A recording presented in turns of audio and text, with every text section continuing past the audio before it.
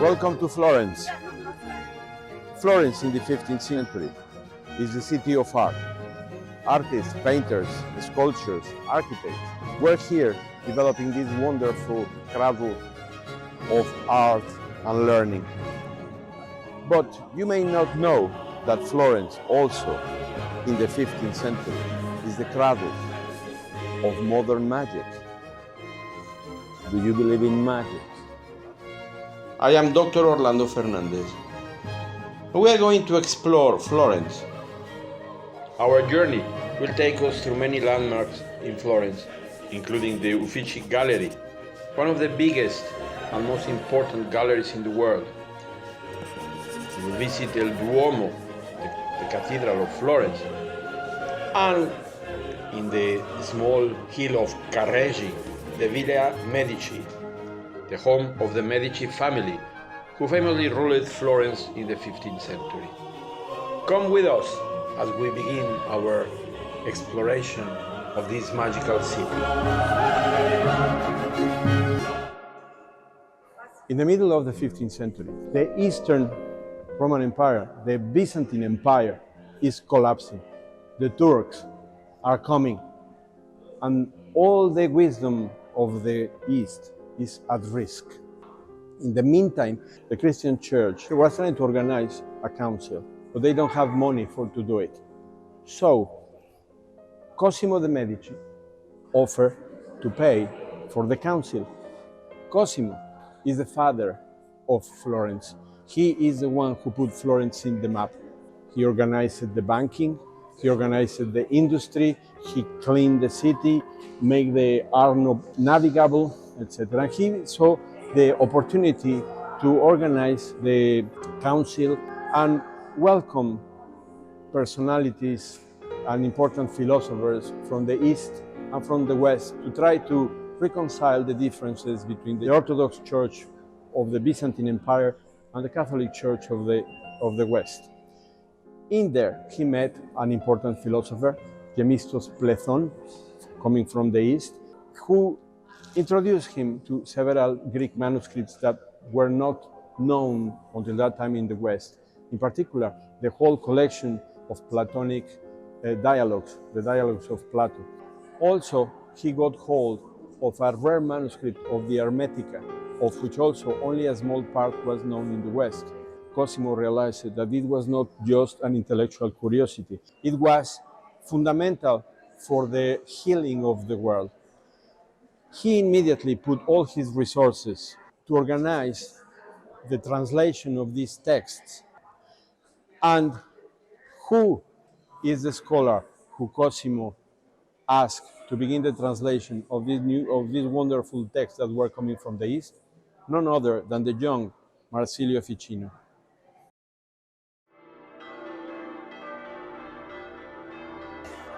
We are here at the Duomo, queuing to enter to see the interior of the cathedral, where we are going to visit the bust of Marsilio Ficino. So we will be here for a while. So we are here in the Duomo to visit the funerary monument of Marsilio Ficino. Ficino, a towering intellect and a paragon of modern magical thought. With unwavering dedication, Ficino translated the whole dialogues of Plato that were unknown in the West. But what put his legacy in the stars was the translation of the Corpus Hermeticum, containing the secrets of the universe and the way to bring our soul to the divine. Ficino's understanding of these texts were fundamental for the revival of the magical tradition of the West. One of his works, the works that he's most remembered, is De Vita Libri Tres. But the third book is the first book of magic in the West, De Vita Coelitus Comparanda, how to obtain life from the heavens. It's the first book of self-help, we could say, but it contains the magical theory that will influence all magical practice further on, that it's even valid up to today. Ficino was also the head of the Neoplatonic Accademia Florentina, founded by Cosimo de' Medici, but directed by Ficino.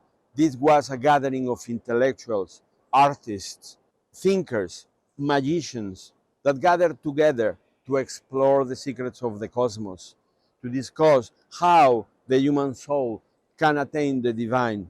And not only that, they were not just armchair philosophers, they were magical practitioners.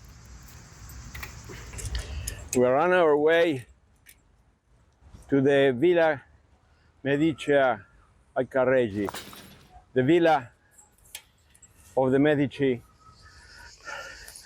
Oh yeah. We are here at the Villa Medici a Carreggi, to the north of Florence.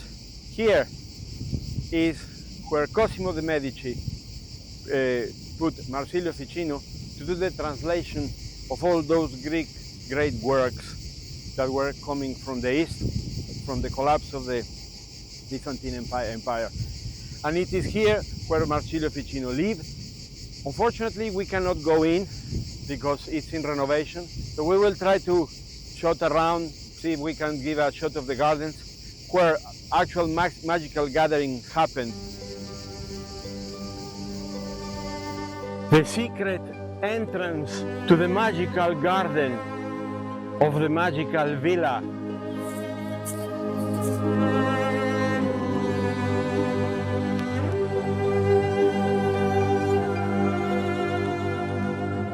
The philosophy that was contained in all those books, the wisdom, was put in a new form that could be practiced, blended with magic, with alchemy, and with astrology, taking magic and the occult art from the obscure or art of the medieval period into the enlightenment of the Renaissance.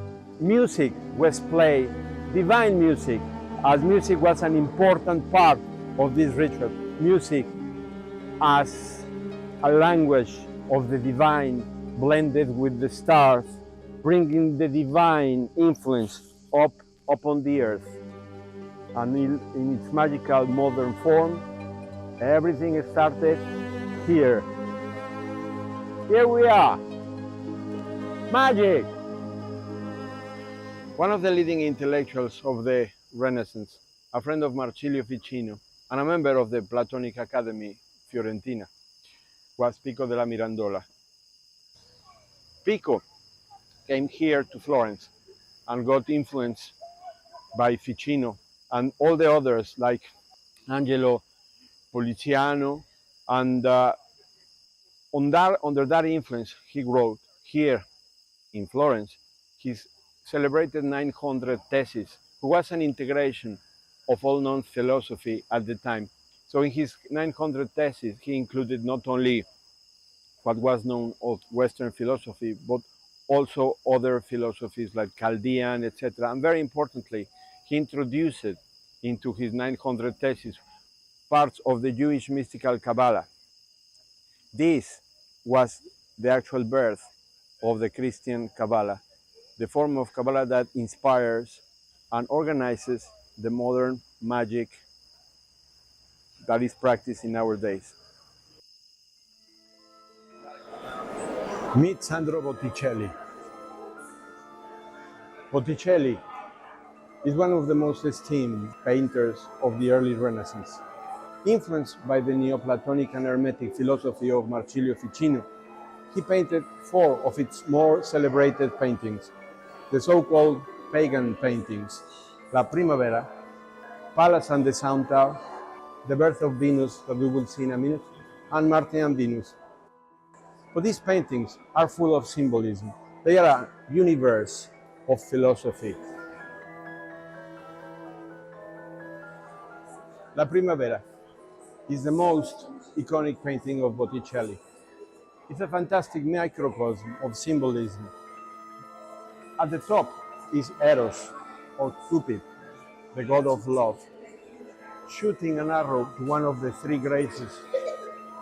This represents love. The importance of love in the Hermetic tradition, in the magical tradition, it was utmost importance. As my teacher used to say, we can have techniques, rituals, do magic, do whatever. If love is missing, everything is missing. All this painting is basically about love and the interrelation between all life in a single unity. The centrality of Venus inside the orange grove, it's a door to the unknown. As many of the Rosicrucian friends may know, the entrance to the vault of the Adepti is by the door of Venus, represented by Venus. And she is, in this case, representing this entrance to the underworld. Another of the magical paintings of Alessandro Filippo Dito Botticelli is Pallas and the Centaur that we see here. It's less famous than the Primavera on the birth of Venus, but not less enigmatic and full of symbolism. For those who know the tarot cards, this is very close to tarot card number 8, which we see a woman like Pallas taming a lion. It's pretty much the same kind of symbolism. And now I'm going to leave you for a moment, and I will stay here for a few hours meditating on these wonderful, magical images.